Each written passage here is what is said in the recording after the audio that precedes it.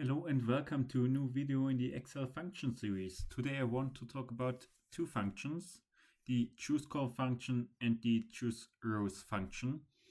And as the name is indicating, they're both for choosing either a specific columns or specific rows from an array, and also have quite similar arguments.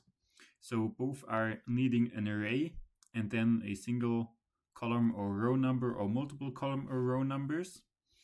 And I will show you this in an instant. So this here is an array. You can see by using the hash. But this will also work. You can also use CHOOSEROWS and CHOOSECOLS on non-arrays, so on ranges. And I use this array here,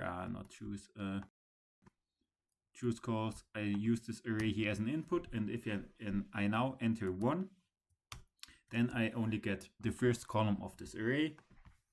If I enter here 2 and 3, then I get here column 2 and 3 of this array.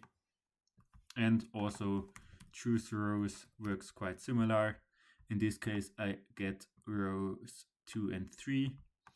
You also do not need to type in here all row numbers because this is compatible with the sequence function.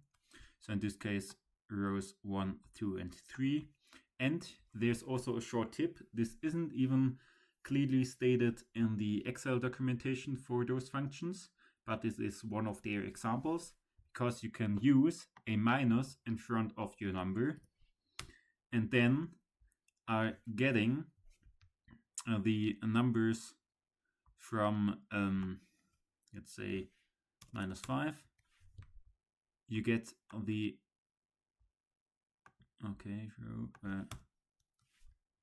you get here the fifth number from the bottom. I think this is not clearly, I should use -1. In this case, you get the number from the bottom, and then you can, for example, say -2, and then you get first the lowest number and then the second lowest number, and this will also work for CHOOSECOLS.